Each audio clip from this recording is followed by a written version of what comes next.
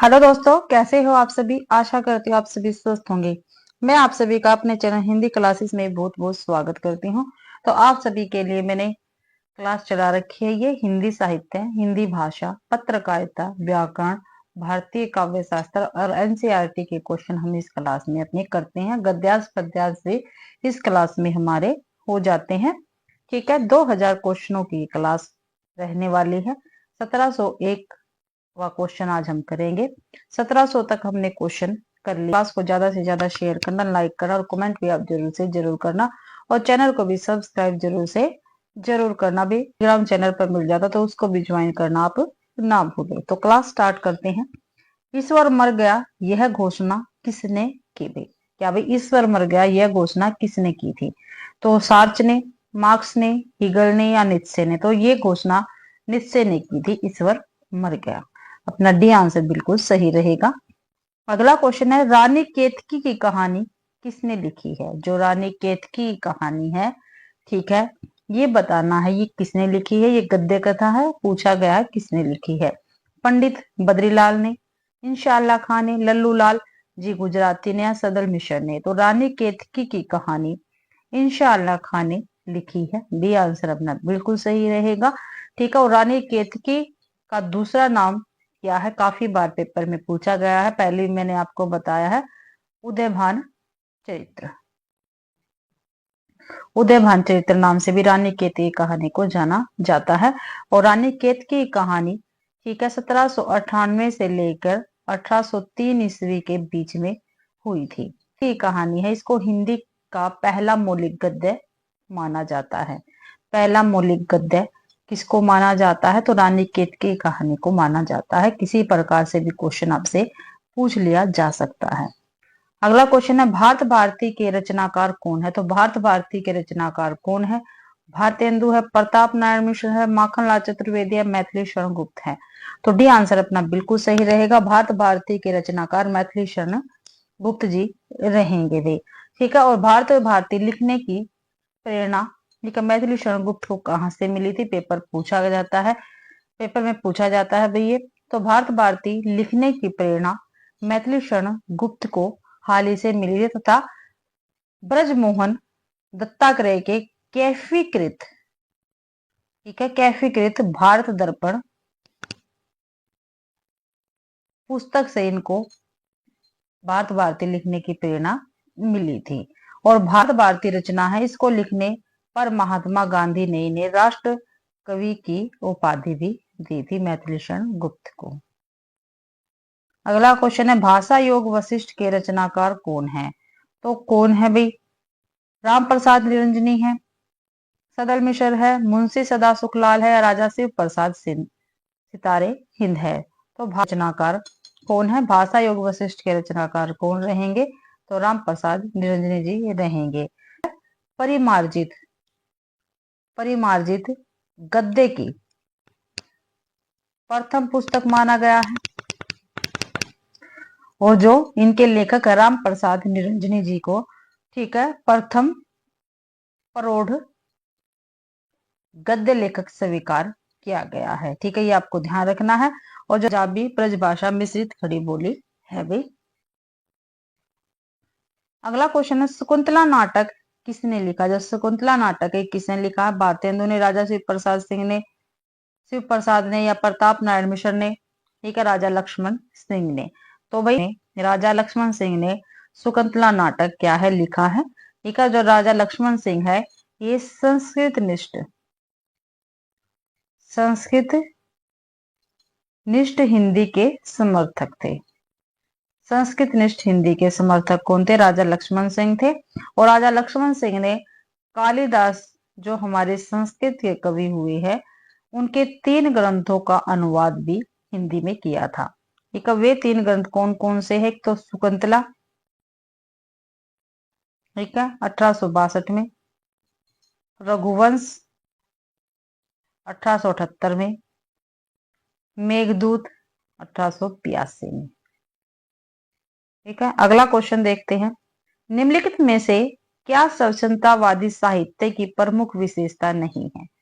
ठीक है, स्वच्छंदतावादी साहित्य की प्रमुख विशेषता नहीं है, वो हमें बताना। यह ब्रह्म जगत को अधिक महत्व देता है। आगे देते हैं, देखते हैं भाई, आगे देखते हैं। यह सब प्रकार की रूढ़ियों से मुक्त है, बिल्कुल सही है।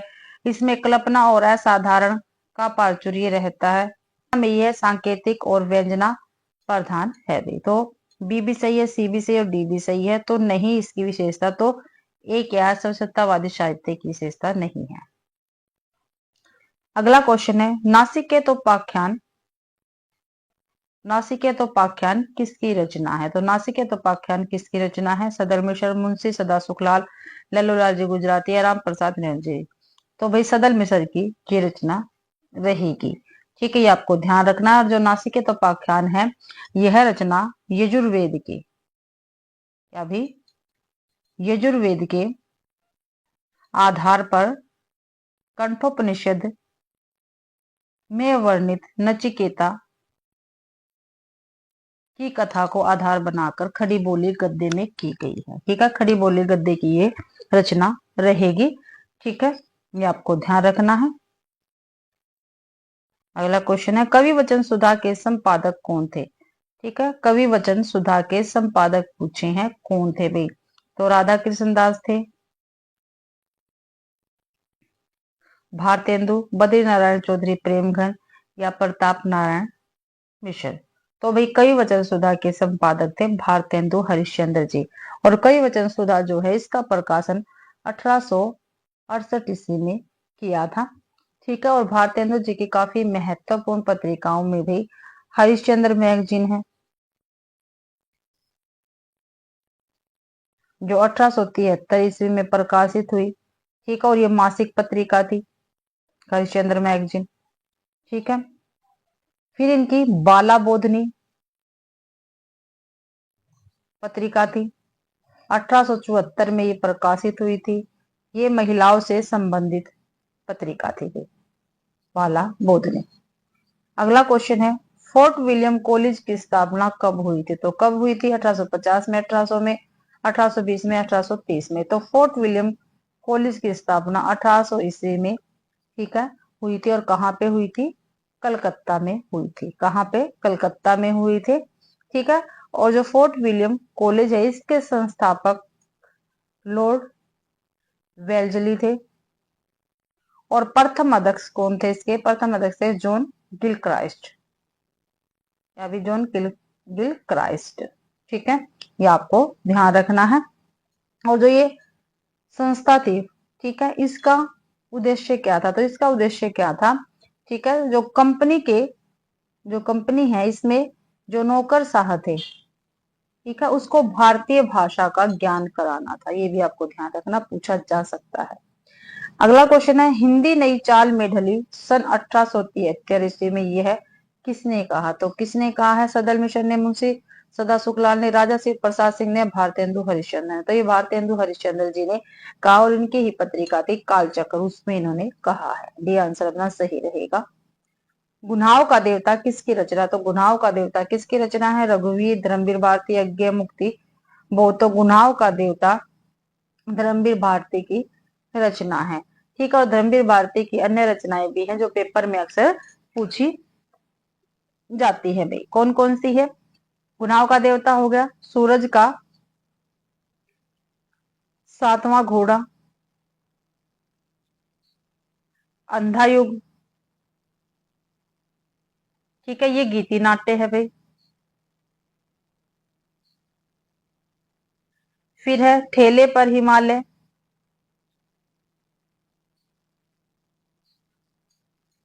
कहनी अनकहनी, ठीक है, मानव मूल्य और साहित्य, फिर है कनुप्रिया, ठंडा लोहा, सपना अभी बाकी है, और 7 गीत वर्ष। ये इनकी काफी महत्वपूर्ण रचनाएं हैं धर्मवीर भारती की। अगला क्वेश्चन है, उसने कहा था कहानी का प्रकाशन वर्ष क्या है? उसने कहा किस विधा से है? कहानी विधा से है। इसका प्रकाशन वर्ष पूछा है। ठीक है, मैंने पहले भी आपको बताया, कब 1916, 15, 17 या 14। तो 1915 ईस्वी इसका प्रकाशन वर्ष रहेगा। उसने कहा कहानी का। और इसके लेखक कौन है? इसके लेखक है चंद्रधर शर्मा गुलेरी। चंद्रधर शर्मा गुलेरी जी इसके लेखक रहेंगे भाई। ठीक है। और जो ये कहानी है उसने कहा, ठीक है, ये कहानी प्रथम विश्व युद्ध, जो प्रथम विश्व युद्ध इसकी पृष्ठभूमि में लिखी गई कहानी है। और इस कहानी का प्रतिपाद्य क्या है? अशरीरी प्रेम या उदात्त प्रेम। अशरीरी प्रेम या उदात्त प्रेम इस कहानी का प्रतिपाद्य रहेगा। और इस कहानी के पात्र भी अक्सर पूछ लिए जाते हैं। तो लहना सिंह, ठीक है, सूबेदार सूबेदारनी और वजीरा सिंह इसके पात्र रहेंगे। अगला क्वेश्चन है, संसद से सड़क तक किसने लिखा है? संसद से सड़क तक किसने लिखा? भाई किसकी रचना है ये? मुक्तिबोध, शंभू सिंह, शंभूनाथ सिंह, सुदामा पांडे या नरेंद्र शर्मा? तो संसद से सड़क तक सुदामा पांडे जी की रचना है। ठीक है। और सुदामा पांडे धूमिल जी की और काफी महत्वपूर्ण रचनाएं हैं, जैसे सुदामा पांडे का प्रजातंत्र, कल सुनना मुझे, ठीक है, मोचीराम, लोहे का स्वाद आदि इनकी काफी महत्वपूर्ण रचनाएं हैं। और 1979 ईस्वी में, ठीक है, जो सुदामा पांडे धूमिल जी हैं, इनके मरणोपरांत जो इनकी रचना है कल सुनना मुझे, ठीक है, ये काव्य संग्रह है। और इस काव्य संग्रह के लिए इनको साहित्य अकादमी पुरस्कार भी मिला था भाई। अगला क्वेश्चन रहेगा, सिंदूर की होली नाटक के रचयिता कौन है? सिंदूर की होली नाटक के रचयिता कौन है? तो बद्रीनाथ भट्ट, वियोगी हरि, उदय शंकर भट्ट या लक्ष्मी नारायण मिश्र? तो लक्ष्मी नारायण मिश्र सिंदूर की होली नाटक के रचयिता रहेंगे। एक सिंदूर की होली क्या है? एक नाटक है। और किसका है? लक्ष्मी नारायण मिश्र जी का नाटक है। और इनके काफी महत्वपूर्ण नाटक है जो अक्सर पेपर में पूछ लिए जाते हैं। सन्यासी, राक्षस का मंदिर, राजयोग, आधी रात, नारद की वीणा, अश्वमेघ, अशोक और मुक्ति का रहस्य। मुक्ति का रहस्य इनके काफी महत्वपूर्ण नाटक है भाई। और जो बद्रीनाथ भट्ट है इनके नाटक, इनके भी नाटक काफी महत्वपूर्ण है। तो देख लेते हैं भी, चुंगी की उम्मीदवारी और लबड़ धंधो, लबड़ धंधो। जो वियोगी हरि है, ठीक है, इनका भी नाटक देख लेते हैं। इनका नाटक है प्रबुद्ध यामुन। उदय शंकर भट्ट के नाटक देख लेते हैं। तो विक्रमादित्य, सागर विजय, विद्रोहिणी, ठीक है, और सिंह पतन। अगला क्वेश्चन है, प्रगतिवादी साहित्य उसे माना गया है जो, अभी जो प्रगतिवादी साहित्य है उसे माना गया है, क्या माना गया देखते हैं। जो सामाजिक यथार्थ की अभिव्यक्ति को उद्देश्य मानकर लिखा गया हो, द्वंदात्मक भौतिकवाद की प्रेरणा से लिखा गया है, जो प्रगतिवाद का मार्ग प्रस्तुत करे या किसी राजनीतिक विचारधारा में बंधा हो। तो प्रगतिवाद साहित्य उसे माना गया जो सामाजिक यथार्थ के अभिव्यक्ति को उद्देश्य मानकर लिखा गया है। तो ये आंसर अपना बिल्कुल सही रहेगा। प्रगतिवाद के कवि काफी बार पूछे जाते हैं भाई, जो प्रगतिवाद है इसके कवि कौन कौन है? तो भाई केदारनाथ अग्रवाल जी रहेंगे, केदारनाथ अग्रवाल जी, ठीक है, नागार्जुन जी, त्रिलोचन जी, ठीक है, ये प्रगतिवाद के काफी प्रमुख कवि हैं भाई। अगला क्वेश्चन है, प्रसाद जी यानी जयशंकर प्रसाद जी ने अपनी किस रचना में आनंद की प्रतिष्ठा दार्शनिकता के ऊपरी आभास के साथ कल्पना की भूमिका बनाकर दी है? तो कौन सी ऐसी इनकी ये रचना है और ये रचना मैंने आपको काफी बार बता दी है। इस रचना से काफी घूम फिर के क्वेश्चन पूछे जाते हैं। तो आंसू लहर, कामायनी, झरना, चारों की चारों रचनाएं जयशंकर प्रसाद की रहेगी। तो भाई आंसर अपना सी रहेगा, कामायनी। ठीक है, प्रसाद जी ने अपनी कामायनी रचना में आनंद की प्रतिष्ठा दार्शनिक के ऊपरी आभास के साथ कल्पना की भूमिका बनाकर दी है भाई। ठीक है, और जो शांति प्रिय द्विवेदी जी है,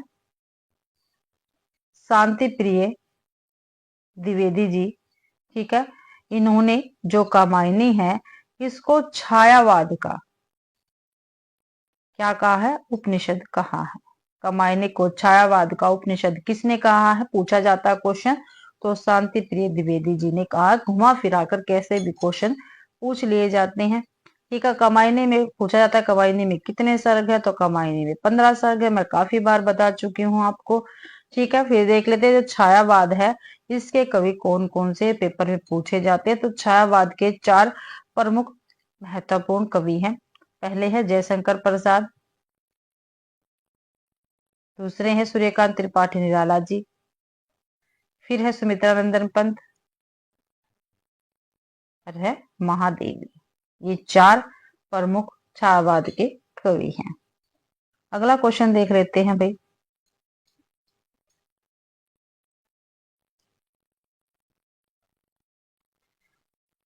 किस धारा का काव्य भौतिक तथा आध्यात्मिक के द्वैत और संघर्ष की ज्वलंत आधुनिक समस्या से जूझने का प्रयास है। ठीक है, किस धारा का काव्य भौतिक तथा आध्यात्मिक के द्वैत और संघर्ष की ज्वलंत आधुनिक समस्याओं से जूझने का प्रयास है। तो नई कविता, प्रगतिवाद, छायावाद या प्रयोगवाद। तो छायावाद, जो छायावाद है इसका काव्य भौतिक तथा आध्यात्मिक के द्वैत और संघर्ष की ज्वलंत आधुनिक समस्या से जूझने का प्रयास है। इसी आंसर अपना बिल्कुल सही रहेगा। अगला क्वेश्चन है शिव शंभू का चिट्ठा। ठीक है, शिव शंभू का चिट्ठा किसने लिखा, तो किसने लिखा है, बाल मुकुंद गुप्त ने, महावीर प्रसाद द्विवेदी, गोविंद नारायण मिश्र या माधव प्रसाद मिश्र ने। तो भाई शिव शंभू का चिट्ठा बाल मुकुंद गुप्त ने लिखा है भाई। ठीक है, और काफी महत्वपूर्ण ये रचना है। और जो ये शिव शंभू का चिट्ठा है इसमें भाई जो उस समय के गवर्नर जनरल थे, ठीक है, उस समय के गवर्नर जनरल थे, कौन थे, लॉर्ड कर्जन। ठीक है, कौन थे, लॉर्ड कर्जन। ठीक है, उनको संबोधित कर कर ये रचना लिखी गई है भाई। और इनकी एक और काफी महत्वपूर्ण रचना है बाल मुकुंद गुप्त की खत और चिट्ठे। ठीक है, ये दोनों ही रचनाएं 1904 1905 ईस्वी में भारत मित्र में प्रकाशित हुई थी। अगला क्वेश्चन है निम्नलिखित में से किस कवि को नवगीत के प्रतिष्ठापक के रूप में जाना जाता है। तो कौन से ऐसे कवि है जिसको नवगीत के प्रतिष्ठापक के रूप में जाना जाता है, तो धूमिल, शंभुनाथ सिंह, नरेंद्र शर्मा या हरिवंश राय बच्चन। तो जो शंभू सिंह है इनको नवगीत के प्रतिष्ठापक के रूप में जाना जाता है। बी आंसर अपना बिल्कुल सही है। और डॉक्टर गणपति चंद्र गुप्त ने राजेंद्र प्रसाद को, ठीक है, राजेंद्र प्रसाद को, राजेंद्र प्रसाद सिंह को नवगीत का प्रवर्तक माना है। ठीक है, तो राजेंद्र प्रसाद सिंह को नवगीत का प्रवर्तक किसने माना है, तो गणपति चंद्र गुप्त ने माना है। जो शंभुनाथ सिंह है इनकी काफी महत्वपूर्ण रचनाएं हैं, देख लेते हैं। रूप रश्मि, छायालोक, मनवंतर, उद्याचल, दिवालोक, जहां दर्द नीला है आदि में। अगला क्वेश्चन है पाप और पुण्य की मीमांसा में लिखा गया उपन्यास निम्नलिखित में से कौन सा है। ठीक है, पाप और पुण्य की मीमांसा में लिखा गया उपन्यास में बताना है, तो कौन सा है, चित्रलेखा है, धर्मपाल है, विराटा की पद्मनियागत, कुंठार है। तो भाई पाप और पुण्य की मीमांसा में लिखा गया उपन्यास चित्रलेखा रहेगा। और ये उपन्यास किसका है, तो भगवती चरण वर्मा जी का ये उपन्यास रहेगा भाई। भगवती चरण वर्मा जी का उपन्यास रहेगा। और इनके काफी महत्वपूर्ण उपन्यास है जो पेपर में पूछे जाते हैं। 3 वर्ष, टेढ़े मेढ़े रास्ते, ठीक है। आखिरी दाव, ये उपन्यास इनके सभी। भूले बिसरे चित्त, क्या पता कितनी बारी पेपर में पूछा गया है। अपने खिलौने, सामर्थ्य और सीमा, रेखा, थके पाँव, वह फिर नहीं आई, सीधी सच्ची बातें और सभी नचावत राम गोसाई। ये इनके काफी महत्वपूर्ण उपन्यास है भगवती चरण वर्मा जी के। अगला क्वेश्चन है, कछुआ धर्म मोरेसिसी मोहि कुठाव नामक लेखों के रचयिता कौन है? तो कौन है भाई? तो राहु सांस्कृत्यायन, बाल मुकुंद गुप्त, हरिशंकर प्रसाद, चंद्रधर शर्मा गुलेरी। तो चंद्रधर शर्मा गुलेरी जी इनके लेखक रहेंगे। अगला क्वेश्चन है, निम्नलिखित में से कौन सी कहानी जयशंकर प्रसाद की नहीं है? तो जयशंकर प्रसाद की कौन सी कहानी नहीं है, ये हमें बताना है। तो इंदुमती, ग्राम, पुरस्कार या आकाश दीप। तो भाई जो इंदुमती है ये जयशंकर प्रसाद की कहानी नहीं है, बल्कि एक किशोरी लाल गोस्वामी द्वारा रचित कहानी है। किसकी है इंदुमती कहानी? किशोरी लाल गोस्वामी की। किशोरी लाल गोस्वामी की कहानी रहेगी इंदुमती, ठीक है। और ये जो कहानी है इंदुमती, ये हिंदी की प्रथम मौलिक कहानी मानी जाती है। और शेक्सपियर के, जो शेक्सपियर है, शेक्सपियर के टेम्पेस्ट नाटक के आधार पर ये लिखी गई है, ठीक है। इंदुमती कहानी आपको ध्यान रखना है। और ये कहानियां सारी की सारी किसकी है? जयशंकर प्रसाद की कहानी है।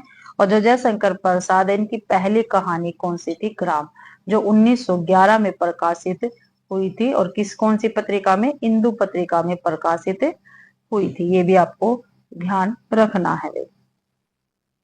अगला क्वेश्चन है, प्रगतिवाद में निम्न वर्ग के जीवन चित्रण को प्रधानता दी गई, जबकि प्रयोगवाद में क्या हुआ था? प्रयोगवाद में स्त्री जीवन चित्रण को, उच्च वर्गीय समाज के चित्रण को, या मध्य वर्गीय समाज के चित्रण को, दलित जीवन चित्रण को।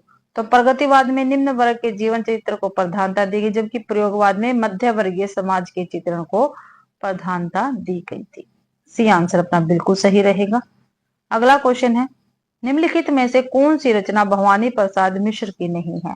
भवानी प्रसाद मिश्र की कौन सी रचना नहीं है? ब्रह्म राक्षस, गीत फरोज, सन्नाटा, सतपुड़ा के जंगल। तो भवानी प्रसाद मिश्र की रचना ब्रह्म राक्षस नहीं है, बल्कि ये तीनों रचना इन्हीं की है। बल्कि ब्रह्म राक्षस जो रचना है ये किसकी है? ये गजानन माधव मुक्तिबोध जी की रचना रहेगी। गजानन माधव मुक्तिबोध की रचना है भी ब्रह्म राक्षस, ठीक है। और मुक्तिबोध की और काफी रचना है जो पेपर में पूछी जाती है। भूल गलती, अंधेरे में, ठीक है, अंतःकरण का आयतन, ये इनकी ही रचनाएं हैं। और ये तीनों की तीनों रचनाएं भवानी प्रसाद मिश्र जी की रहेगी। अगला क्वेश्चन देख लेते हैं भाई, प्रगतिवाद का आरंभ कब से माना जाता है? जो प्रगतिवाद है इसका आरंभ कब से माना जाता है? तो कब से माना जाता है? 34, 36, 35 या 37? तो 1936 ईस्वी से प्रगतिवाद का आरंभ माना जाता है। और भाई 1936 ईस्वी में प्रगतिशील लेखक संघ की स्थापना हुई थी। कहाँ हुई थी? लखनऊ में हुई थी। कहाँ पे हुई थी? लखनऊ में हुई थी। और प्रथम अधिवेशन के समय हिंदी में प्रगतिवाद आंदोलन की शुरुआत हुई थी। और इस अधिवेशन के प्रथम अध्यक्ष कौन थे? तो कौन थे? काफी बार पेपर में पूछा गया है, मुंशी प्रेमचंद्र, ठीक है भाई। अगला क्वेश्चन है, निम्नलिखित में से क्या नई कविता की प्रवृत्ति नहीं है? नई कविता की प्रवृत्ति नहीं है वो हमें बताना है। शरणवाद के प्रति नकारात्मकता, जीवन मूल्यों के प्रति नए जीवन मूल्यों के प्रति स्वीकारात्मक दृष्टि, जीवन के प्रति आस्था, या जीवन को पूर्ण स्वीकार करके उसे भोगने की लालसा। तो भाई बी ऑप्शन भी बिल्कुल सही है, सी भी सही है, डी भी सही है। लेकिन जो क्षण वाद के प्रति नकारात्मकता है, ये नई कविता की प्रवृत्ति में शामिल नहीं है। ये आंसर अपना बिल्कुल सही रहेगा। अगला क्वेश्चन है, निम्नलिखित में से कौन तार सप्तक के कवि नहीं है? तो कौन तार सप्तक के कवि नहीं है? सूर्यकांत त्रिपाठी निराला, प्रभाकर माचवे, गजानन माधव मुक्तिबोध या आज्ञे? तो भाई देखो, प्रभाकर माचवे भी है तार सप्तक में, गजानन माधव मुक्तिबोध भी है और आज्ञे जी तो है ही। तो जो सूर्यकांत त्रिपाठी निराला जी है, ये तार सप्तक के कवि नहीं है भाई। जो तार सप्तक है, इसका प्रकाशन 1943 ईस्वी में आज्ञे जी ने किया था। इसके अब कवि देख लेते हैं कौन कौन से है। आगे हो गए, मुक्तिबोध बता दिया मैंने आपको, ठीक है। प्रभाकर माचवे हैं, ठीक है। गिरजा कुमार माथुर, रामविलास शर्मा, नेमी चंद्र जैन और भारत भूषण अग्रवाल भाई, ठीक है। ये आपको ध्यान रखना है। और 1943 में निम्नलिखित में से किस प्रबंध काव्य की रचना इस उद्देश्य से हुई कि उर्मिला काव्य की उपेक्षिता न रह जाए? तो कौन सा ऐसा काव्य था? ठीक है, तो गुरुकुल था, साकेत था, रंग में भंग था, पंचवटी था, ठीक है। तो जो साकेत है, ठीक है, ये एक प्रबंध काव्य है और इसकी रचना इस उद्देश्य से हुई कि उर्मिला काव्य की उपेक्षिता न रह जाए, ठीक है। साकेत, गुरुकुल, पंचवटी, रंग में भंग, ये सभी रचनाएं मैथिली शरण गुप्त जी की हैं। किसकी है? मैथिली शरण गुप्त जी की रचनाएं रहेंगी। अगला क्वेश्चन है, प्रयोगवादी रचनाओं के लोकप्रिय न होने का कौन सा कारण निम्नलिखित में से नहीं है? लोकप्रिय न होने का कौन सा कारण नहीं है, ये बताना है हमें। तो समाज निरपेक्षता, द्रुहता, समाज सापेक्षता या अस्पष्टता? तो जो समाज सापेक्षता है, ये प्रयोगवादी रचनाओं के लोकप्रिय न होने का कारण सही नहीं है, जबकि समाज निरपेक्षता, द्रुहता, अस्पष्टता प्रयोगवादी रचनाओं के लोकप्रिय न होने के कारण है। अगला क्वेश्चन है, निम्नलिखित में से कौन सा माखनलाल चतुर्वेदी द्वारा संपादित पत्र नहीं है?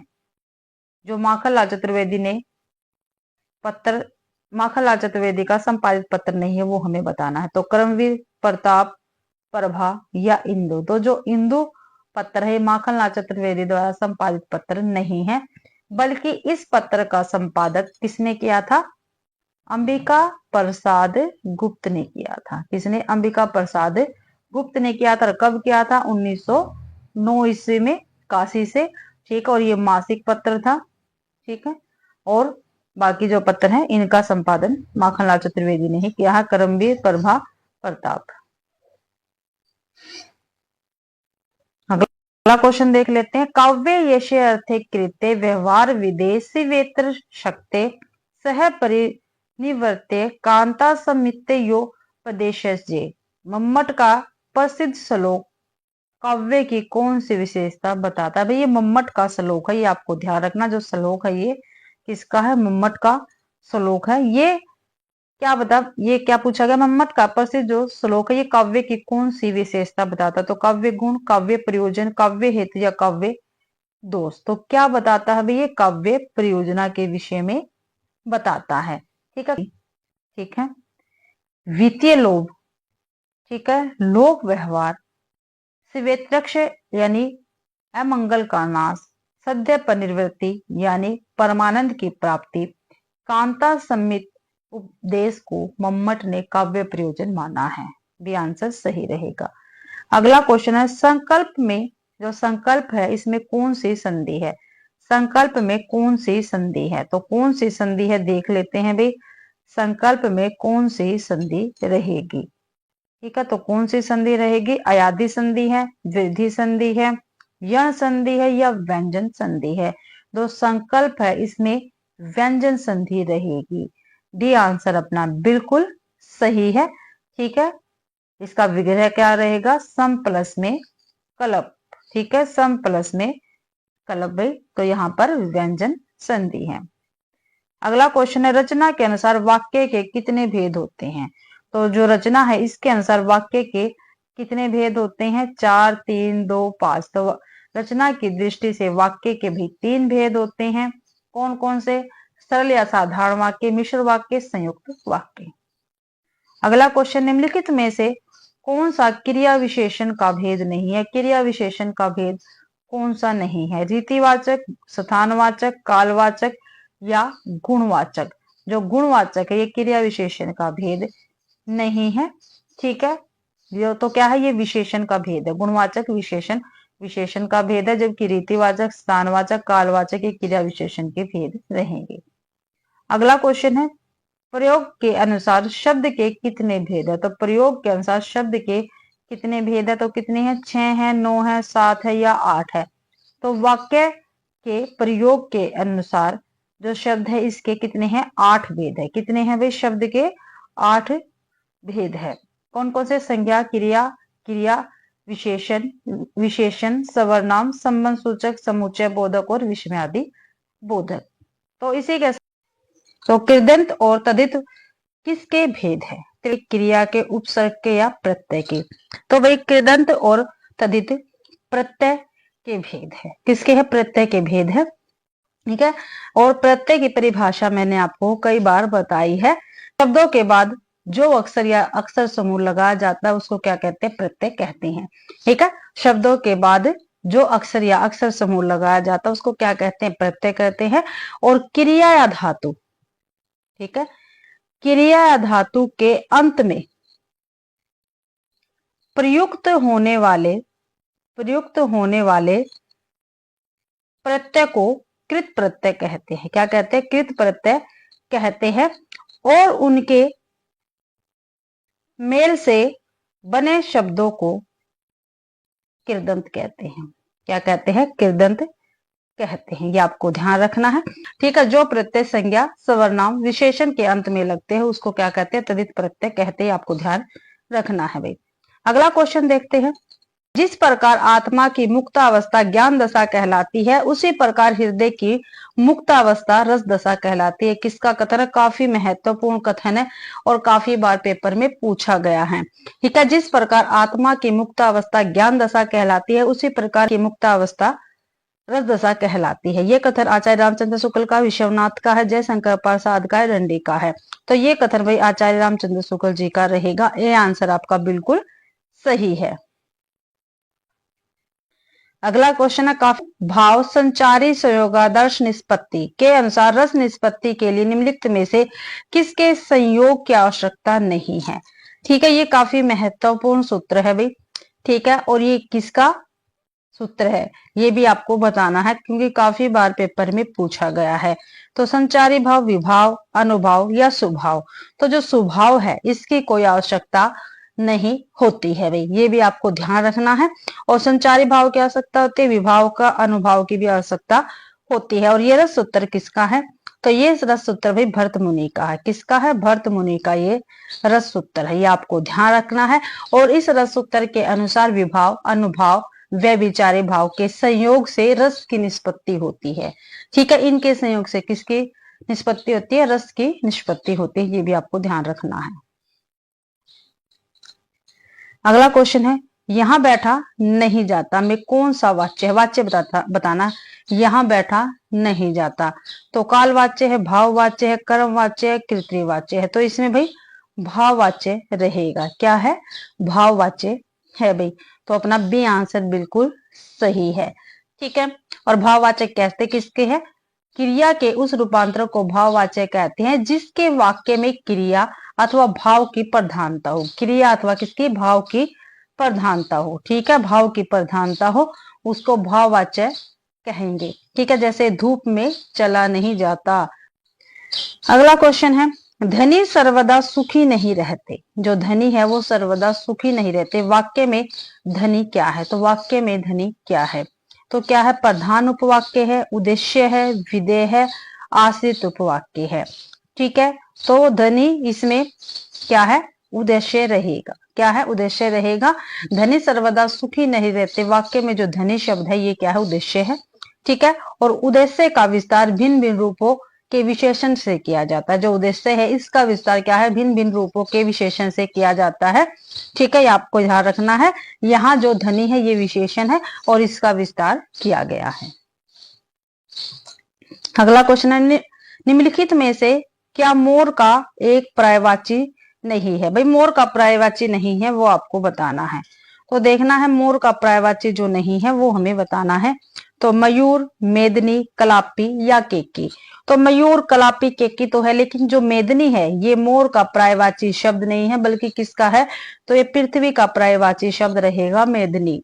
ठीक है, ये आपको ध्यान रखना, मेदनी क्या है, पृथ्वी का पर्यायवाची शब्द है। और पृथ्वी के और भी पर्यायवाची शब्द है जो पेपर में पूछे जाते हैं। धरती, भू, धरा, भूमि, धरती, वसुंधरा, इला, अचला। ठीक है, ये पृथ्वी के पर्यायवाची शब्द रहेंगे। और मोर के पर्यायवाची शब्द मोर के पर्यायवाची देख लेते हैं। मयूर, कलापी, केकी तो हमने देख लिया, सिखी, धवजी, नीलकंठ, सारंग, हरि। ये मयूर के पर्यायवाची शब्द यानी मोर के पर्यायवाची शब्द रहेंगे। अगला क्वेश्चन है, निम्नलिखित में से कौन सा विकल्प शब्द नहीं है। ठीक है, निम्नलिखित में से कौन सा शब्द नहीं है, तो देखते हैं। मैं है, जा है, न है, लड़का है। तो जो न है ये क्या है, कोई शब्द नहीं है। ठीक है, क्योंकि वर्णों के सार्थक समूह को शब्द कहा जाएगा। अगला क्वेश्चन है, भाषा शैली की दृष्टि से सर्वे काव्य के 3 भेद किए जाते हैं। ठीक है, भाषा शैली की दृष्टि से जो सर्वे काव्य, इसके 3 भेद किए जाते हैं। इस दृष्टि से निम्नलिखित विकल्पों में से कौन सा एक सर्वे काव्य का भेद नहीं है। जो सर्वे काव्य इसका भेद नहीं है वो हमें बताना है। तो पद्य काव्य, गद्य काव्य, चंपू काव्य या महाकाव्य। जो महाकाव्य है ये सर्वे काव्य का भेद नहीं है। ठीक है, ये आपको ध्यान रखना है, पद्य, गद्य और चंपू ये तीनों इसके भेद है भाई। अगला क्वेश्चन है, काफी महत्वपूर्ण परिभाषा है भाई, काफी बार पेपर में पूछी गई है। शब्दार्थो साहित्य काव्यम गद्य पद्य च तद्विधा। तो इसमें काव्य की परिभाषा किसने दी है, काफी बार पेपर में पूछा गया है, यहाँ तक काफी बार पेपर में पूछा गया है। तो भामा की है, मम्मट की है, रुद्रट की है या वामन की है। तो शब्दार्थ साहित्य काव्यम ये परिभाषा किसकी रहेगी, तो भामा की है भाई ये परिभाषा, ये आपको ध्यान रखना है। और जो मम्मट है इनकी परिभाषा भी काफी बार पेपर में पूछी गई है। लोकोत्तर, वर्णन, निपुण, कवि, कर्म, काव्यम, ये मम्मट की परिभाषा रहेगी। और जो रुद्रट जी है इनकी है ननु शब्दार्थो काव्यम। ठीक है, वामन की देख लेते हैं। ठीक है, काव्य शब्दों, गुणा, अलंकार, संस्कृतियों, शब्दार्थों वर्तते, ये वामन की परिभाषा रहेगी। अगला क्वेश्चन है, हिंदी संज्ञाओं के विषय में निम्नलिखित में से कौन सा कथन सही है। ठीक है, तो कौन सा कथन सही है, हिंदी में संज्ञा शब्द बहुवचन में ही प्रयुक्त होते हैं। नहीं भाई, ही लगा दिया यहाँ पे। जो संज्ञाएं लेखन में आकारांत है उनका उच्चारण व्यंजनात् ही होता है। आगे देख लेते हैं, हिंदी में स्वरांत संज्ञाएं नहीं है, ये गलत है। हिंदी में हिंदी में अंत्य ध्वनि की दृष्टि से केवल व्यंजनात् संज्ञाएं है, ये भी क्या है, गलत है। तो बी ऑप्शन अपना बिल्कुल सही रहेगा। जो संज्ञाएं लेखन में आकारांत है उनका उच्चारण व्यंजनात् ही होता है। अगला क्वेश्चन है, अतिवृष्टि का उचित विलोम दिए गए विकल्पों में से क्या होगा। अतिवृष्टि का विलोम हमें बताना है, तो क्या होगा देख लेते हैं। अनावृष्टि, कम वृष्टि, अवृष्टि या वृष्टि। तो अतिवृष्टि का अनावृष्टि विलोम रहेगा भाई। ठीक है, ये आंसर अपना बिल्कुल सही है। अगला क्वेश्चन देखते हैं, पंकज शब्द निम्नलिखित में से किस भेद के अंतर्गत आएगा। जो पंकज शब्द है ये निम्नलिखित में से किस भेद के अंतर्गत आएगा, तो रूढ़, निरर्थक, यौगिक या योग रूढ़। तो योग रूढ़ के अंतर्गत आएगा भाई। ठीक है, ऐसे शब्द जो यौगिक तो होते हैं पर अर्थ के विचार से अपने सामान्य अर्थ को छोड़कर किसी परंपरा से विशेष अर्थ के परिचारक है, उसको क्या कहते हैं, हम योग रूढ़ कहते हैं। ठीक है, तो पंकज क्या है, ठीक है, योग रूढ़ शब्द रहेगा। अगला क्वेश्चन है, निम्नलिखित में से किस शब्द में नि उपसर्ग लगा है? तो नि उपसर्ग किस शब्द में लगा है? तो निहि प्लस में शंख, निर प्लस में अपराध, निर्मम या निबंध।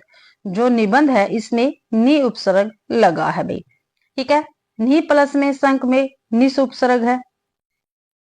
ठीक है, निरपराध और निर्मम में निरुपसर्ग लगा हुआ है। ठीक है, और उपसर्ग की परिभाषा मैंने आपको काफी बार बताई है। ठीक है, उस शब्दांश या अव्यय को उपसर्ग कहते हैं जो किसी शब्द के पहले आकर उसका विशेष अर्थ प्रकट करता है। अगला क्वेश्चन देखते हैं, पुरुषवाचक सर्वनाम संबंध रूप निम्नलिखित है। पुरुषवाचक सर्वनाम मैं का संबंध निम्नलिखित में से कौन सा होगा? मुझ, मेरा, हम, मुझसे। तो भाई क्या भाई? मेरा। ठीक है, बी आंसर अपना बिल्कुल सही रहेगा। अगला क्वेश्चन है, निम्नलिखित में से क्या अविकारी शब्द का एक भेद नहीं है? अविकारी शब्द का भेद नहीं है, वो बताना है। ठीक है, अविकारी का नहीं यानी विकारी होगा वो। तो विशेषण, क्रिया विशेषण, समुच्चय बोधक या संबंध बोधक। तो जो विशेषण है ये विकारी का भेद है। अविकारी में क्रिया विशेषण आएगा, ठीक है, समुच्चय बोधक आएगा, संबंध बोधक आएगा और विस्मय आदि बोधक आएगा भाई। ठीक है, ये अविकारी का भेद रहेगा। बाकी जो संज्ञा, सर्वनाम, विशेषण और क्रिया है ये विकारी के भेद है। अगला क्वेश्चन है, ऐसे उल्वों को तो बृहस्पति भी नहीं समझ सकते, यह कौन सी शब्द शक्ति काम कर रही है? तो यहाँ कौन सी शब्द शक्ति काम कर रही है? लक्षणा, अभिधा, तात्पर्य या व्यंजना। तो यहाँ पर जो लक्षणा शब्द शक्ति है यह काम कर रही है। और लक्षणा शब्द शक्ति होती क्या है? जहां मुख्यार्थ या वाच्यार्थ में बाधा हो और रूढ़ि या लक्षणों के सहारे उससे संबंधित अर्थ की प्राप्ति की जाती है, वहां लक्षणा शब्द शक्ति होती है भाई। अगला क्वेश्चन है, निम्नलिखित में से कौन सा वर्णिक छंद नहीं है? तो वर्णिक छंद इसमें से कौन सा नहीं है ये हमें बताना है। तो सवैया, कवित, कुंडलिया या इंद्रवज्जा। तो जो कुंडलिया है ये वर्णिक छंद नहीं है। ठीक है, ये आपको ध्यान रखना है। जो कुंडलिया है यह विषम मात्रिक छंद है, विषम मात्रिक छंद है भाई। ठीक है, और 6 चरण का ये होता है। ठीक है, इसके जो प्रारंभ के 2 चरण तो होते हैं दोहा के और 4 चरण होते हैं रोला के। ठीक है, ये आपको ध्यान रखना है। और इसके दूसरे और अंतिम भाग तीसरे चरण के प्रारंभ में दोहराए जाते हैं, मैंने काफी बार आपको बताया है भाई। अगला क्वेश्चन है, भरत मुनि ने 4 मूल रस माने हैं। जो भरत मुनि जी हैं इन्होंने 4 मूल रस माने हैं, निम्नलिखित में से कौन सा एक उनके द्वारा मान्य मूल रस नहीं है? जो नहीं है वो हमें बताना है। तो वीर रस, श्रृंगार रस, रौद्र रस या अद्भुत रस। जो भरत मुनि है इन्होंने अद्भुत रस को नहीं माना है रस। ठीक है, वीर रस को माना, श्रृंगार रस को माना है, ठीक है, रौद्र रस को भी इन्होंने माना है। और साथ साथ विभत्स, जो विभत्स रस है इसको भी इन्होंने रस की संज्ञा मानी है। ठीक है, जो भरत मुनि ने नाट्य शास्त्र में 4 मूल रस और 4 गौण रस बताए हैं, ये भी आपको ध्यान रखनी है। ठीक है, जो इन्होंने गौण रस बताया है इसके अंतर्गत करुण, हास्य, भयानक आते हैं भी। अगला क्वेश्चन है, रस बताना है इसमें। अति रीस बोले वचन कठोरा, कहू जड़ जनक धनुष के तोड़ा, बेगी देखाओ मूड न तर आज, उल्टो मही जह लगी तब राजू। इस काव्यांश में कौन सा रस है? तो हमें रस बताना कौन सा है। भयानक है, रौद्र है, वीर है या अद्भुत है? तो इसमें रौद्र रस रहेगा। तो क्या है इसमें? रौद्र रस रहेगा भाई। ठीक है, और इसका सताई भाव क्या होता है? क्रोध। रौद्र का स्थायी भाव क्या होता है? क्रोध होता है। अगला क्वेश्चन है, छंदों को पढ़ते समय कई स्थलों पर विराम लेना पड़ता है, उन विराम स्थलों को क्या कहते हैं? तो उन विराम स्थलों को क्या कहेंगे भाई?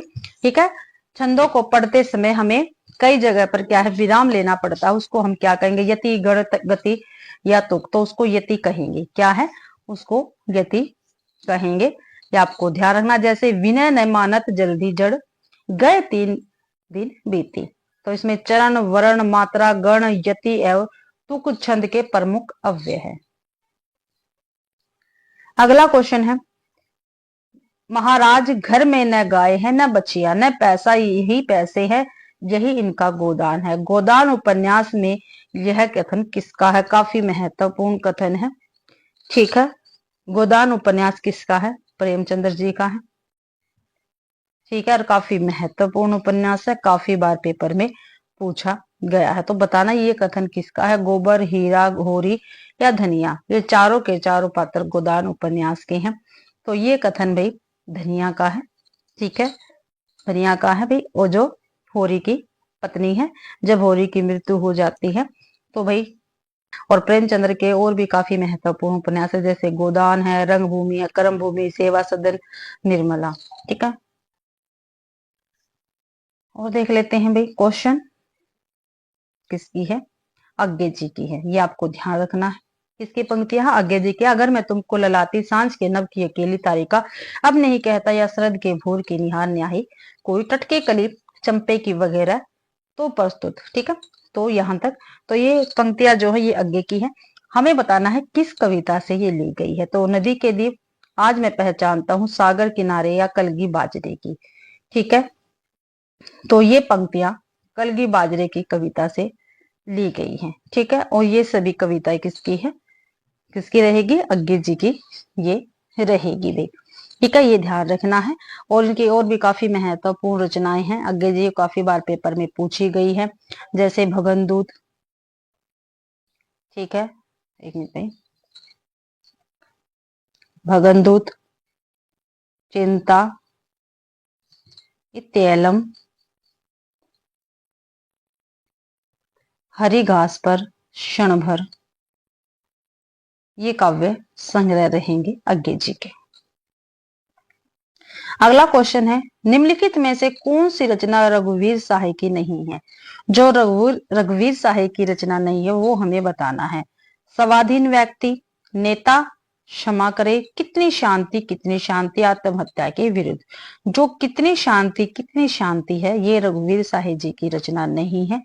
ठीक है, ये आपको ध्यान रखना है। बल्कि स्वाधीन व्यक्ति, नेता, क्षमा करे और आत्महत्या के विरुद्ध किसकी है? रघुवीर साहे जी की रचनाएं ये रहेगी भाई। और जो भी कितनी शांति रचना है, ये अज्ञे जी की है। किसकी है? ये अज्ञे जी की रचना रहेगी। अगला क्वेश्चन है, राम रावण युद्ध में राम रावण पर क्रोध करते हैं, तो रावण राम के क्रोध का डैश है, तो क्या है? रिक्त स्थान की पूर्ति हेतु उचित विकल्प चुनिए। ठीक है, राम रावण युद्ध में राम क्या है? रावण पर क्रोध करते हैं। तो रावण जो है राम के क्रोध का क्या है? तो क्या है भाई? ये हमें बताना है। आलंबन विभाव है, उद्दीपन विभाव है, संचारी भाव या अनुभाव है। तो भाई ये आलंबन विभाव रहेगा। क्या है? आलंबन विभाव ही रहेगा। ठीक है, राम रावण युद्ध में राम रावण पर क्रोध करते हैं, तो रावण राम के क्रोध का आलंबन विभाव है। ठीक है, उद्दीपन की जो उद्दीपन है इसका अर्थ है उद्दीप्त करना या बढ़ाना। क्या है उद्दीपन का अर्थ? है उद्दीप्त करना या बढ़ाना भाई। ठीक है, स्थायी भाव को उद्दीप्त करने वाले भाव उद्दीपन कहलाते हैं। संचारी भाव किसको कहते हैं? संचरण करने वाले भाव को संचारी भाव कहते हैं। ठीक है, आलंबन उद्दीपन के कारण शरीर में होने वाली जो हलचल है उसको क्या कहते हैं? संचारी भाव कहते हैं। आलंबन और उद्दीपन विभाव के कारण उत्पन्न भाव को बाहरी प्रकाशित करने वाले कार्य को अनुभाव कहते हैं। ठीक है, आलंबन और उद्दीपन के जो विभाव है इनके कारण जो उनके भाव उत्पन्न होते हैं और उसको जब बाहर प्रकाशित किया जाता है तो उसको अनुभाव हम कहते हैं। अगला क्वेश्चन है, सुमित्रा नंदन पंत की निम्नलिखित में से किस रचना पर महर्षि अरविंद का प्रभाव देखने को मिलता है? तो कौन सी ऐसी सुमित्रा नंदन पंत की रचना जिस पर महर्षि अरविंद का प्रभाव देखने को मिलता है? तो मन के सोपन, ताज, श्रवण किरण या नारी। तो भाई जो श्रवण किरण है इस पर महर्षि अरविंद का प्रभाव देखने को हमें मिलता है। अगला क्वेश्चन है, कंकन किरणी नुपुर धुनी सुनी, कहत लखन सन राम हृदय गुनी, मानहु मदन दुदुभी दीनी, मनसा विषव विजय कन्ह कीनी। यह पंक्तियां किस गुण का उदाहरण है। तो किस गुण का उदाहरण है भाई? ओज, प्रसाद, माधुर्य या त्रिगुण? तो ये माधुर्य गुण का उदाहरण रहेगी भी। ठीक है। और माधुर्य गुण होता क्या है? किसी काव्य को पढ़ने या सुनने से हृदय में जहां मधुरता का संचार होता है उसको हम माधुर्य गुण कहते हैं। ठीक है। भी रीति से युक्त होती है। ठीक है। इसमें श्रृंगार, करुण, हास्य, शांत रसों की योजना होती है भाई। अगला क्वेश्चन काफी महत्वपूर्ण क्वेश्चन है। हामिद प्रेमचंद्र की किस कहानी का पात्र है? जो हामिद है ये प्रेमचंद्र की कहानी का पात्र है। हमें बताना किसका है। तो ईदगाह है, पूस की रात, गुल्ली डंडा, कफन। तो ये सारी की सारी कहानियां किसकी है? प्रेमचंद्र जी की है। और जो हामिद है ये ईदगाह कहानी का पात्र है। और ईदगाह कहानी प्रेमचंद्र जी की काफी महत्वपूर्ण कहानी है। ठीक है। और ये पात्र इसी का है, ईदगाह का हामिद। और इस हामिद से अलावा और भी इसमें पात्र हैं, जैसे मोहसिन है, पेपर में पूछा गया पहले, अमीना भी पूछी गई है, महमूद भी पूछा गया है, नूरे भी पूछा गया है। ये इसके पात्र है, काफी महत्वपूर्ण। ठीक है। ये आपको ध्यान रखना है। अगला क्वेश्चन है, फिर पंक्तियां आ गई भी। को निरप हो हम ही कहानी, चेरी झाड़ी अब हो की रानी। क्या भी? को निरप हो हम ही हाहानी, चेरी छाड़ी अब हो की रानी। रामचरितमानस में प्रयुक्त पंक्तियां किसके द्वारा कही गई हैं? ठीक है। ये पंक्तियां तो है रामचरितमानस की। किसकी है? रामचरितमानस की ये पंक्तियां हैं। पूछा गया है किसके द्वारा ये कही गई है। तो देख लेते हैं किसके द्वारा ये कही गई पंक्तियां हैं। तो मंथरा, मंदोत्री, उर्मिला, ककेई।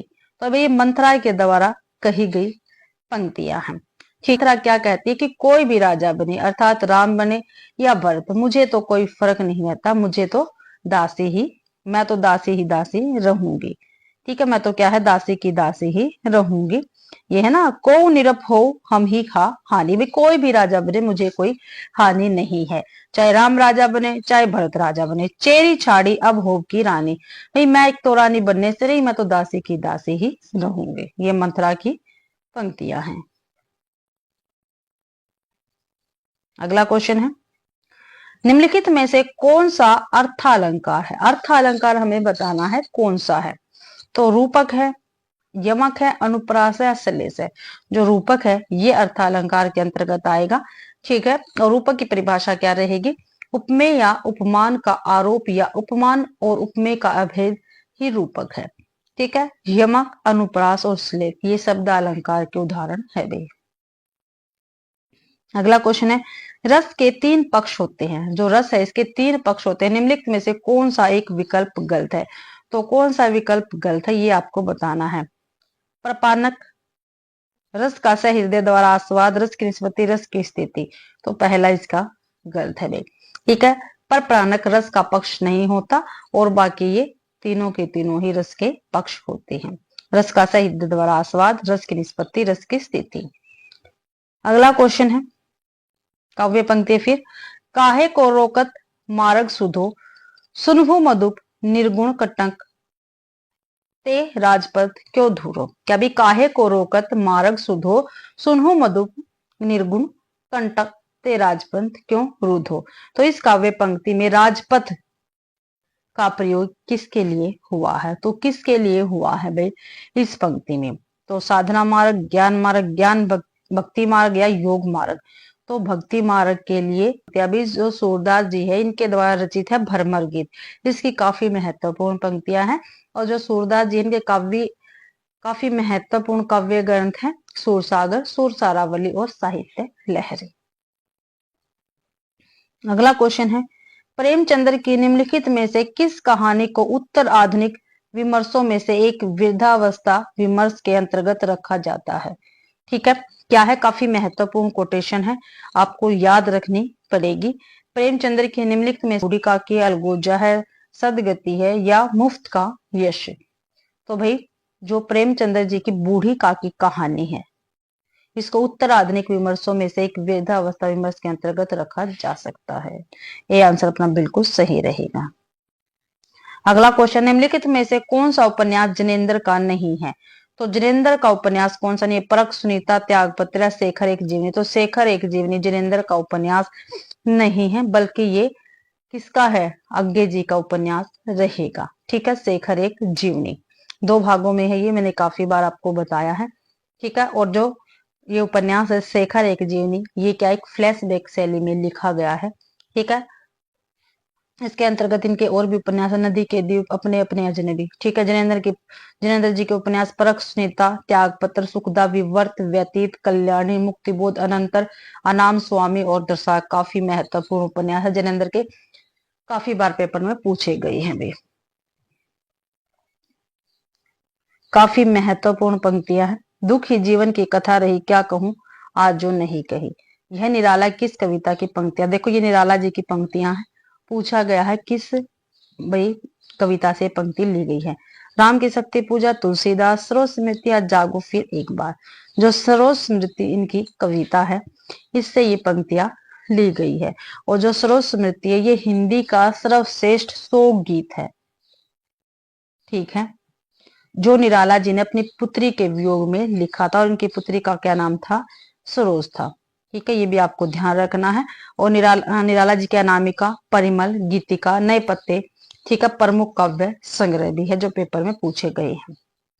अगला क्वेश्चन है, और अपनी क्लास का लास्ट क्वेश्चन रहेगा।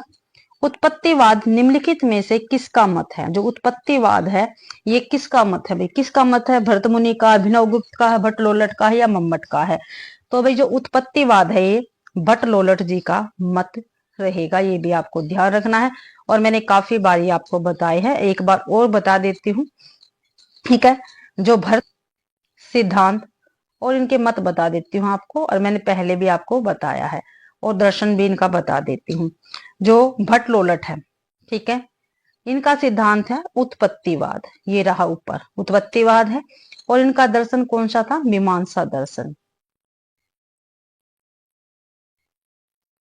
ठीक है, फिर है शंकुक जी।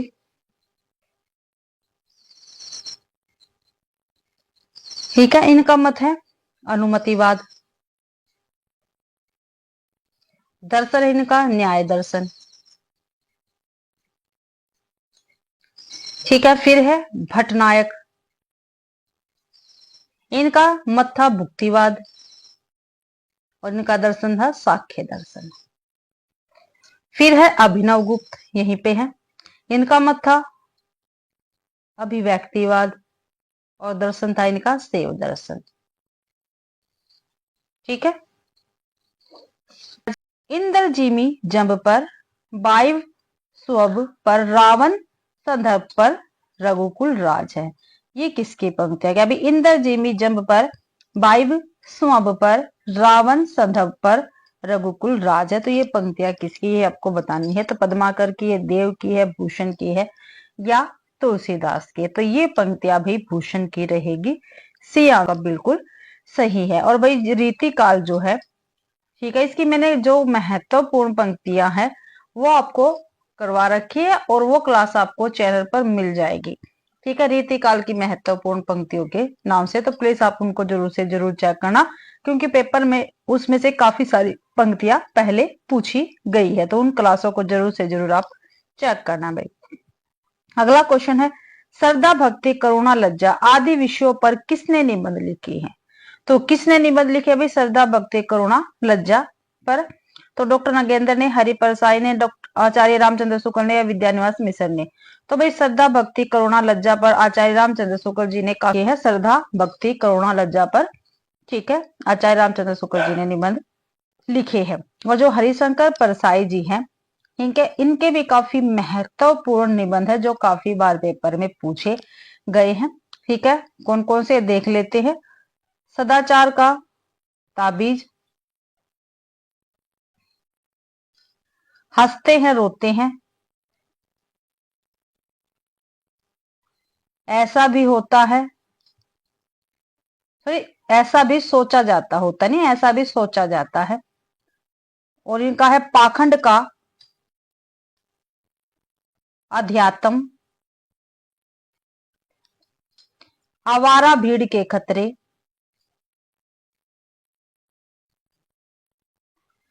प्रेमचंद्र के फटे जूते, प्रेमचंद्र के फटे जूते। ये हरिशंकर प्रसाद जी के काफी महत्वपूर्ण क्या है, निबंध है। विद्यानिवास मिश्र जी के निबंध देख लेते हैं जो काफी महत्वपूर्ण है, पेपर में अक्सर पूछे जाते हैं। तो सीरीज की याद आई,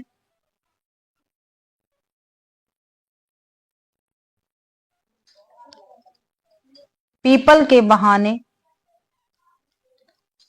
नदी नारी संस्कृति, नदी नारी और संस्कृति, और है इनका कटीले तारों के आर पार। तो ये विद्यानिवास मिश्र जी के निबंध रहेंगे। अगला क्वेश्चन है, निम्नलिखित में से कौन सा विभाग समाचार पत्र से संबंधित नहीं है? तो भाई समाचार पत्र से जो संबंधित नहीं है वो हमें बताना है। तो विदेशी विभाग, तकनीकी विभाग, संपादकीय विभाग या व्यापार विभाग। जो विदेशी विभाग है ये समाचार पत्र से संबंधित नहीं है, और तकनीकी विभाग भी है, संपादकीय विभाग भी है, और व्यापार विभाग भी समाचार पत्र से संबंधित है भाई। अगला क्वेश्चन है, निम्नलिखित में से आचार्य रामचंद्र शुक्ल के निबंधों का संग्रह कौन सा है? ठीक है, जिसमें आचार्य रामचंद्र जी के निबंध है वो संग्रह हमें बताना है। तो चिंतामणि, आत्मनेपद, अशोक के फूल या त्रिशंकु। तो भाई जो चिंतामणि है इसमें आचार्य रामचंद्र शुक्ल जी के निबंधों का संग्रह है भाई। आत्मनेपद और त्रिशंकु ये अज्ञे के निबंधों का संग्रह है इनमें। ठीक है, निबंध संग्रह है दोनों अज्ञे जी के ये। और अशोक के फूल हजारी प्रसाद द्विवेदी के निबंध संग्रह तथा निबंध है इसमें। अगला देखते हैं, राम तुम्हारा चरित्र स्वयं ही काव्य है, कोई कवि बन जाए सहज संभाव्य है। यह किस कवि ने कहा है? तो ये किस कवि ने कहा है? तो मैथिली शरण गुप्त ने कहा है, दिनकर ने, महावीर प्रसाद द्विवेदी ने, हरिवंश जी ने। तो अब ये मैथिली शरण गुप्त जी ने कहा है, राम तुम्हारा चरित्र स्वयं ही काव्य है, कोई कवि बन जाए सहज संभाव्य है। अगला क्वेश्चन है, संचार क्रिया के 3 प्रमुख तत्व है, वक्ता, श्रोता और डैश। ठीक है, वक्ता, श्रोता और डैश। तो क्या है? संदेश वाहक है, प्रभाव है, समझ है या संदेश है। संचार क्रिया के 3 प्रमुख अवयव पूछे हैं, तो वक्ता, श्रोता और संदेश है। ठीक है, संचार प्रक्रिया के 3 मुख्य तत्व है, वक्ता, श्रोता और संदेश। अगला क्वेश्चन है, भारतीय संविधान के किस अनुच्छेद के अनुसार संघ की राजभाषा हिंदी और लिपि देवनागरिक होगी? तो कौन सा ऐसा अनुच्छेद है? तो भाई अनुच्छेद की क्लास भी मैंने आपको प्रोवाइड करवा रखी, तो प्लीज आप चैनल पर जाकर जरूर विजिट करें भाई। तो 344, 351, 343 या 345। तो जो 343 अनुच्छेद है ठीक है, इसमें संघ की राजभाषा हिंदी और लिपि देवनागरिक होगी, ये आपको ध्यान रखना है। और जो 344 अनुच्छेद है इसके अनुसार जो राष्ट्रपति 5 वर्ष बाद और उसके 10 वर्ष की समाप्ति पर राजभाषा आयोग का गठन करेगा, ये दे रखा 344 में। अगला क्वेश्चन है, पृथ्वीराज रासो की भाषा क्या है? तो पृथ्वीराज रासो की भाषा डिंगल है, पिंगल है, अपभ्रंश या अवधि है। तो पृथ्वीराज रासो की भाषा पिंगल रहेगी, बी आंसर अपना बिल्कुल सही है। और पिंगल भाषा जो है ये अपभ्रंश और ब्रज भाषा के मिश्रित रूप को पिंगल कहते हैं। ठीक है, अपभ्रंश प्लस में ब्रज भाषा। ठीक है, तो इससे क्या बनती है? पिंगल भाषा बनती है। और अपभ्रंश प्लस में राजस्थानी भाषा, इससे डिंगल भाषा बनती है भाई। अगला क्वेश्चन देखते हैं, निम्नलिखित में से क्या एक समाचार एजेंसी नहीं है? ठीक है, कौन सी एक समाचार एजेंसी नहीं है वो हमें बताना है। तो देख लेते हैं कौन सी समाचार एजेंसी नहीं है। तो यूनेस्को, पीटीआई, यूएनआई, एनएनएस। तो यूनेस्को जो है ये समाचार एजेंसी नहीं है, बाकी जो है ये समाचार एजेंसियां रहेगी। जो यूनेस्को है ये संयुक्त राष्ट्र संघ का एक घटक या इकाई है। ठीक है, संयुक्त राष्ट्र संघ की इकाई है भैया। ठीक है, यूनेस्को, ये आपको ध्यान रखना है। और यूनेस्को का उद्देश्य क्या है? शिक्षा, संस्कृति और विज्ञान संचार की सहायता से अंतर्राष्ट्रीय शांति, विकास और संबंधों को बढ़ावा देना। अगला क्वेश्चन देखते हैं, प्रिय प्रवास के रचयिता कौन है? जो प्रिय प्रवास है इसके रचयिता कौन है? भवानी प्रसाद मिश्र है, अयोध्या सिंह उपाध्याय हरिओध है, मैत्री शरण गुप्त है या हरिवंश राय बच्चन है? तो अयोध्या सिंह उपाध्याय हरिओध जी रहेंगे प्रिय प्रवास के लेखक। और जो प्रिय प्रवास है ये खड़ी बोली हिंदी का, क्या भी, खड़ी बोली हिंदी का, और जो प्रिय प्रवास है खड़ी बोली हिंदी का प्रथम महाकाव्य है। ठीक है, और जो प्रिय प्रवास है इसका प्रथम नाम क्या है? ठीक है, शुरुआती नाम क्या था इसका? तो इसका था ब्रजांगना विलाप। ठीक है, और जो प्रिय प्रवास काव्य है ये संस्कृत पूरा का पूरा काव्य, भाई जो प्रिय प्रवास है पूरा का पूरा काव्य संस्कृत वर्णवृत्तों पर आधारित है। ठीक है, अगला क्वेश्चन देख लेते हैं, निम्नलिखित में से कौन सा ग्रंथ जायसी जी का नहीं है? ठीक है, जायसी जी का ग्रंथ नहीं है वो हमें बताना है। तो चंदायन, अखरावट, आखिरी कलाम, पद्मावत। तो अखरावट भी है, पद्मावत भी है, आखिरी कलाम भी है, लेकिन जो चंदायन है ये जायसी जी का ग्रंथ नहीं है। ठीक है, जायसी जी का ग्रंथ नहीं है, बल्कि किसका है? ये मुल्ला दाऊद जी का, मुल्ला दाऊद जी का क्या है? ग्रंथ रहेगा। ठीक है, और जायसी की ये रचनाएं हैं। निम्नलिखित में से क्या समाचार लेखन का एक भाग नहीं है? ठीक है, समाचार लेखन का जो भाग नहीं वो हमें बताना है। कलेवर, ध्वनि, समाचार परिवेश या निर्णय। तो जो भाई ध्वनि है ये समाचार लेखन का भाग नहीं है। कलेवर, समाचार परिवेश, ठीक है, निर्णय ये भाई समाचार लेखन के भाग है। अगला क्वेश्चन देखते हैं, प्रबोध पचासा के रचनाकार कौन है? तो प्रबोध पचासा के रचनाकार कौन रहेंगे? तो भूषण है, देव है, पद्माकर है, रसखान है। तो प्रबोध पचासा के लेखक कौन है? पद्माकर रहेंगे। ठीक है, और जो प्रबोध पचासा है ये भक्ति निरूपण विषय ग्रंथ है। ठीक है, कैसा ग्रंथ है? भक्ति निरूपण विषय ग्रंथ है भाई। ठीक है, ये आपको ध्यान रखना है। जो पद्माकर जी है इनके और ग्रंथ भी है जो काफी बार इनका विषय निरूपण पूछा जाता है, वो मैं आपको बता रही हूँ। ठीक है, जो पद्माकर जी है इनकी जो रचना है हिम्मत बहादुर विरुदावली, काफी महत्वपूर्ण ग्रंथ है इनका। और ये जो है भाई 211 छंदों में, ठीक है, हिम्मत बहादुर का शौर्य वर्णन है। कितने? 211 छंदों में हिम्मत बहादुर जी का शौर्य वर्णन किया है भाई इसमें। ठीक है, पद्माकर ने। और ये क्या है? एक प्रबंध काव्य है। क्या है? प्रबंध काव्य की श्रेणी में ये आता है, हिम्मत बहादुर विरुदावली भाई। ठीक है, एक और इनका ग्रंथ है पद्माकर जी का प्रताप सिंह विरुदावली।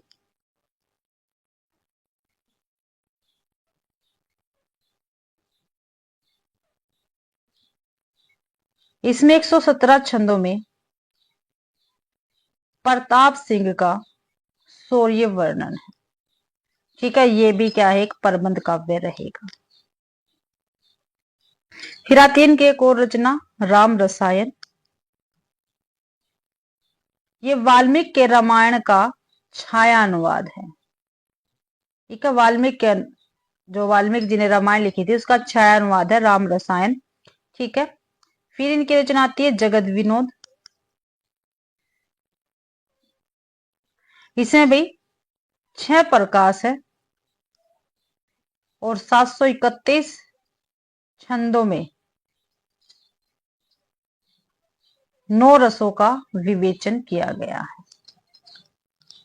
अगला क्वेश्चन है, धूप का एक टुकड़ा कहानी है भैया, इसके लेखक हमें बताना है कौन है। धूप का टुकड़ा किस विधा से है?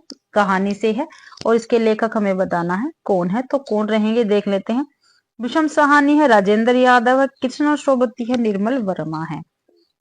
तो जो धूप का एक टुकड़ा है, इसके लेखक निर्मल वर्मा रहेंगे। ये निर्मल वर्मा जी की कहानी है और इनकी महत्वपूर्ण कहानी भी है। ठीक है, कौन कौन सी है? दहलीज है, लवर्स है, पिक्चर पोस्ट कार्ड है। ठीक है, फिर है भीषम सहानी जी। इनकी कहानियां देख लेते हैं। पहला पार्ट वांगचू, भटकती राख, भाग्य रेखा, निशाचर, पाली डायन, ठीक है, शोभा यात्रा। ये भीष्म सहानी जी की काफी महत्वपूर्ण कहानियां हैं। जो राजेंद्र यादव है, इनकी कहानी देख लेते हैं। खेल खिलौने, खेल खिलौने भाई, देवताओं की मूर्तियां,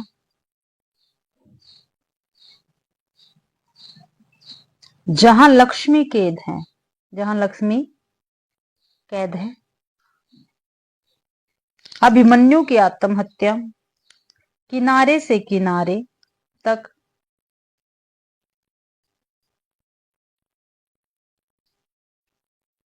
अपने पार, किनारे से किनारे तक और अपने पार। ठीक है, ये राजेंद्र यादव जी की कहानियां रहेंगी। कृष्णा सोबती जी की देख लेते हैं। इनका कहानी संग्रह है बादलों के घेरे में और सिक्का बदल गया।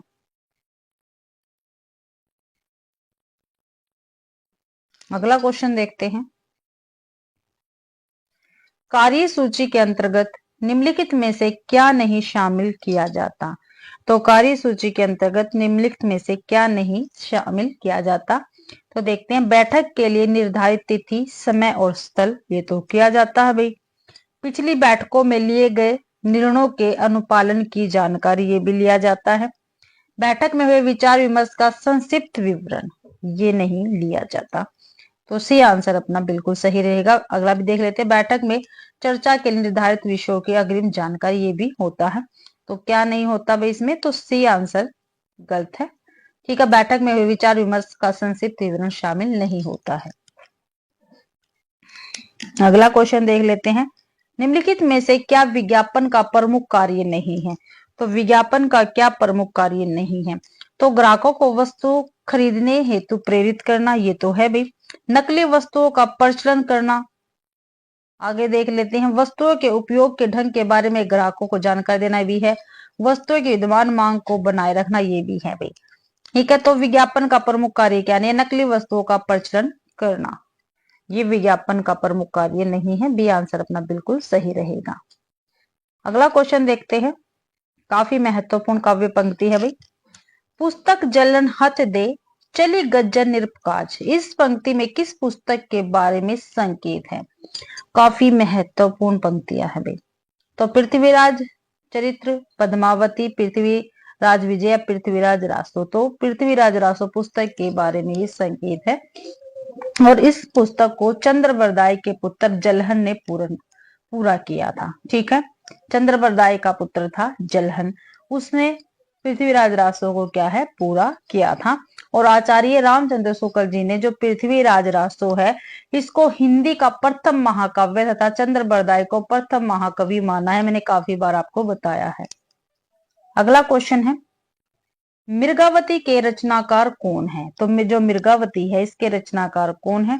तो कौन है? मुल्ला दाऊद है, जायसी है, मंझन है, मंझन अभी यहाँ पे, ठीक है, और कुतुबन है। तो मृगावती के रचनाकार कौन रहेंगे? कुतुबन रहेंगे। ठीक है, डी आंसर अपना बिल्कुल सही रहेगा। और जो मुल्ला दाऊद है, इनकी रचना हमने पीछे भी देखी है, कौन सी है? चंदायन है। जायसी जी की पद्मावत है भाई, और मंझन की मधु मालती है। अगला क्वेश्चन देख लेते हैं। निम्नलिखित में से क्या समाचार का आवश्यक तत्व नहीं है? तो क्या समाचार का आवश्यक तत्व नहीं है? तो क्या नहीं है देखते हैं। उद्देश्यबद्धता, यथार्थता, स्पष्टता, मनोरंजकता। तो क्या उद्देश्य नहीं है? मनोरंजकता नहीं है भाई समाचार का आवश्यक तत्व, और सभी रहेंगे। अगला क्वेश्चन है पीत पत्रकारिता क्या है, ये आपको बताना है। तो क्या है देखते हैं। जो के लिए की जाने वाली पत्रिका, दीवार पर लिखी जाने वाली पत्रिका, वृत्तांत देने वाली पत्रिका, या व्यक्ति पर चरित्र हनन तथा सनसनीखेज घटनाओं को महत्व देने वाली पत्रिका। तो पीत पत्रकारिता क्या होती है, व्यक्ति पर चरित्र हनन तथा सनसनीखेज घटनाओं को महत्व देने वाली पत्रिका पीत पत्रकारिता कहलाती है। भाई डी आंसर अपना बिल्कुल सही रहेगा। अगला क्वेश्चन है मित्रों मरजानी, सूरजमुखी अंधेरे के तथा जिंदगी नामा की लेखिका कौन है। ठीक है, तो हमें ये बताना है तीनों रचनाएं किसकी है, मित्रों मरजानी, सूरजमुखी अंधेरे के और जिंदगी नामा, तो किसकी है, मृदुला सिन्हा, ममता कालिया, मन्नू भंडारी या कृष्णा सोबती। तो भाई ये रचनाएं हमारी कृष्णा सोबती जी की रहेंगे और काफी महत्वपूर्ण रचनाएं हैं। ठीक है, जो ममता कालिया है इनकी रचनाएं देख लेते हैं। इनकी रचना बेघर जो है काफी महत्वपूर्ण है, नरक दर नरक भी है इनकी काफी महत्वपूर्ण, लड़कियां भी है और साथी भी है, ये काफी महत्वपूर्ण रचना है ममता कालिया की। ठीक है, मन्नू भंडारी की ठीक है दो महत्वपूर्ण उपन्यास है, आपका बंटी और महाभोज, जो अक्सर पेपर में पूछे जाने वाली रचनाएं हैं। अगला क्वेश्चन है अतीत के चलचित्र किस विधा में लिखी गई रचनाओं का संग्रह है। अतीत के चलचित्र, तो ये रेखा चित्र है, डायरी है, कहानी है, संस्मरण है। तो अतीत के चलचित्र भी रेखा चित्र रहेंगे। ठीक है, अपना ए आंसर बिल्कुल सही रहेगा। ठीक है, और अतीत के जो चलचित्र है ठीक है ये किसकी रचना है, तो ये महादेवी जी की रचनाएं रहेंगी, महादेवी वर्मा जी की ये रचना है। ठीक है, और महादेवी जी के अन्य रेखा चित्र है मेरा परिवार, स्मृति की रेखाएं। अगला क्वेश्चन है तमस उपन्यास की प्रमुख समस्या क्या है। जो तमस उपन्यास है इसकी प्रमुख समस्या क्या है, तो क्या है, सांस्कृतिक विघटन, सामाजिक विषमता, गरीबी या सांप्रदायिक वैमनस्य।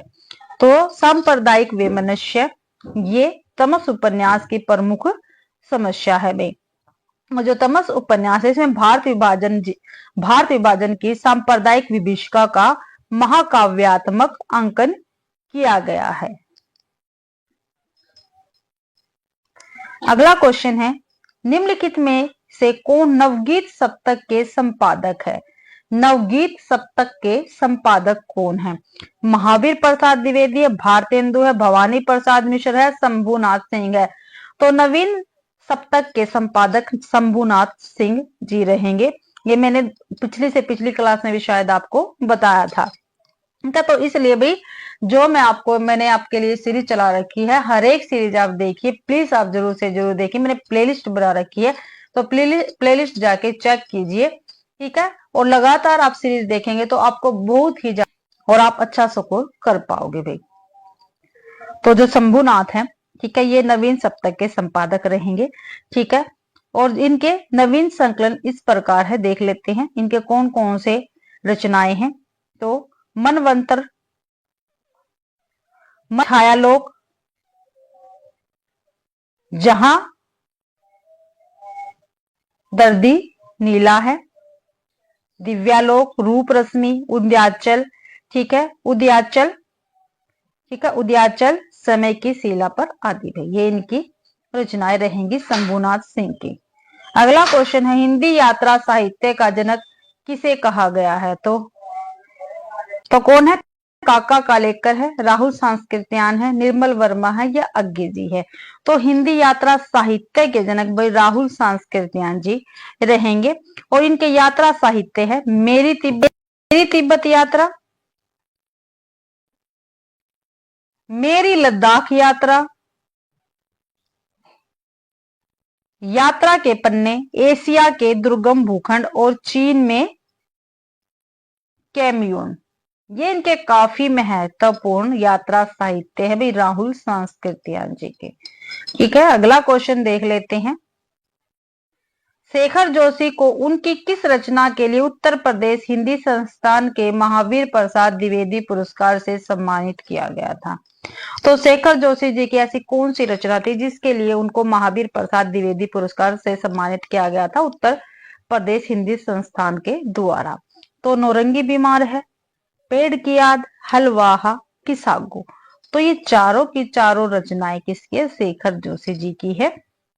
ठीक है। और जो पेड़ की याद रचना है, इसके लिए शेखर जोशी जी को उत्तर प्रदेश हिंदी संस्थान के महावीर प्रसाद द्विवेदी के पुरस्कार से सम्मानित किया गया था। और इनकी काफी महत्वपूर्ण रचनाएं हैं। कोसी का घटवार, साथ के लोग, काफी बार पेपर में पूछा गया है, हलवाहा, नौरंगी बीमार है, मेरा पहाड़। ठीक है।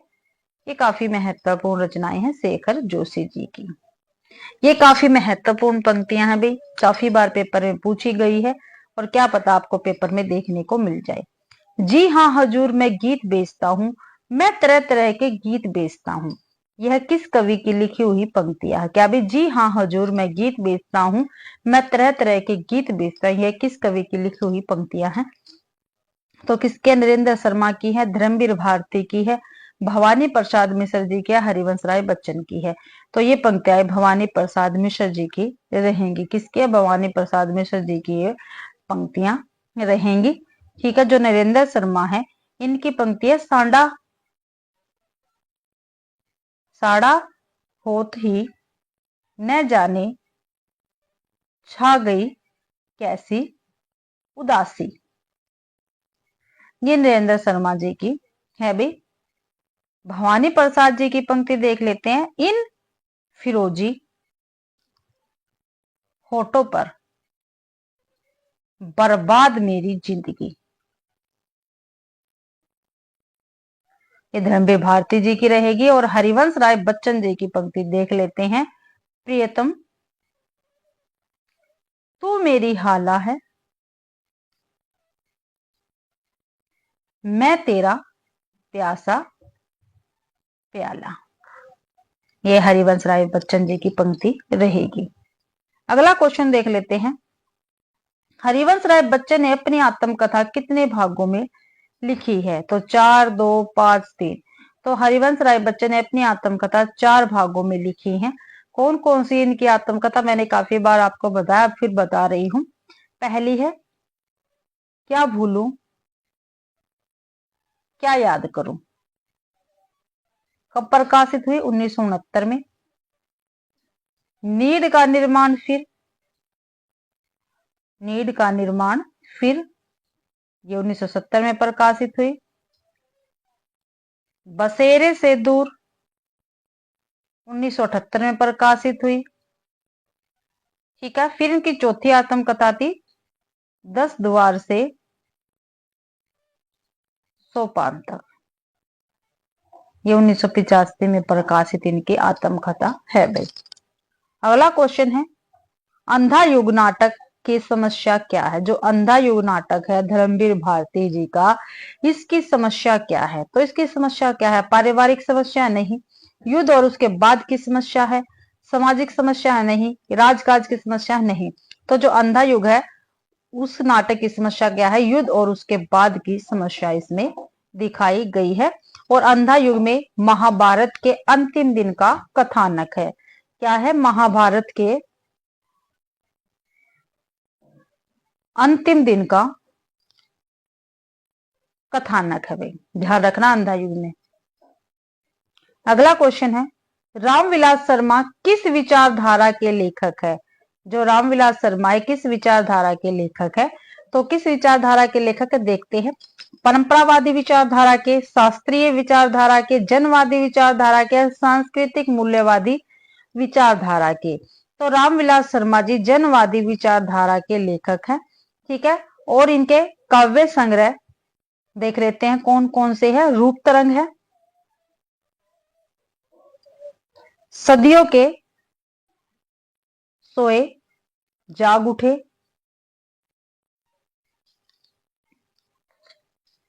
बुद्ध वैराग्य,